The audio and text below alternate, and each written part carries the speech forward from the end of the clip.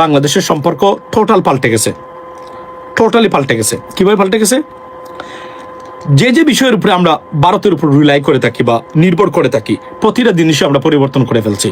তা রিসেন্ট একটা ঘটনা ঘটেছে, আপনারা সবাই দেখেছেন এগুলা, যদিও অনেকে মানে হাসেন বা মজা নিচ্ছেন, যদিও আমি এটা মজা নিই না, কিন্তু it's very important to talk about. For example, আজকে এই সময়ে বাংলাদেশের বাজার ভারতের তেলে সয়লাভ হওয়ার কথা না, এখন আর নাই। কেন নাই জানেন?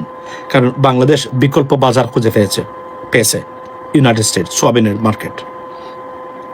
ভারত কত মিলিয়ন ডলার তারা লস করেছে এবং মানে তারা হারাচ্ছে, তাদের কি পরিমাণ ক্ষতি এখানে হচ্ছে। দ্রব্যমূল্যের মার্কেট ভারতের উপরে আর নির্ভরশীল নয়, নট এট অল। আলু আনা তো দূরে থাকে, এখন আলু আমরা রপ্তানি করি ভুটানের মতো দেশে, যেটা নিয়ে আলোচনা হচ্ছে। তারপরে পেঁয়াজ দেখলেন, বলছিল না চাল এবং পেঁয়াজ না দিলে বাংলাদেশিরা মারা যাবে। সেই দেশের পেঁয়াজের শেষকৃত্য অনুষ্ঠান হচ্ছে। পেঁয়াজ বাংলাদেশে আসে নাই। Imagine that. বাংলাদেশ স্বয়ংসম্পন্ন এখন। লাগে যদি দেয়ার আর মেনি কান্ট্রিজ কাপড়ের বিষয়ে যে র মেটেরিয়ালস আর আনতো, এখন তারা পাকিস্তান থেকে আনে। Think about that. সব কিছু পরিবর্তন হয়ে গেল। ভারতের চূড়ান্ত ক্ষতি এখানে বাংলাদেশের ক্ষেত্রে, অর্থাৎ ভারত বাংলাদেশের সম্পর্কর মানে দিন রাতের সম্পর্ক উলটপালট হয়ে গেছে। আমি আপনাদেরকে বলি, নীরবে অনেক জিনিস উলটপালট হয়ে গেছে, আমরা জানি না। কেননা এই সরকার তারা কথা বলে কম, এখানে কাজ হচ্ছে বেশি।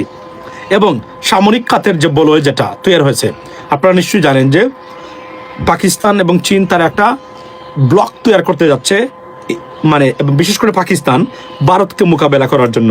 সেখানে বাংলাদেশ নাম্বার 1 প্রায়োরিটি, এবং এখানে তুরস্ক আছে, চীন ইনডাইরেক্টলি মানে জড়িত এখানে।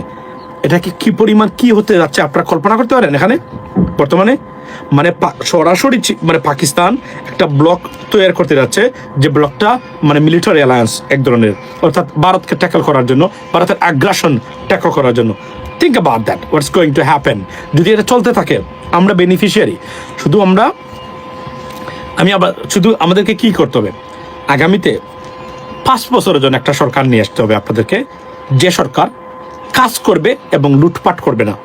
দুর্নীতি মুক্ত একটা সরকার দরকার, মানুষ দরকার, এমপি মানে মন্ত্রী। বাংলাদেশ আকাশে উড়বে, কেউ ফেরাতে পারবে না, এটা আমি নিশ্চিত করে থাকতে পারি।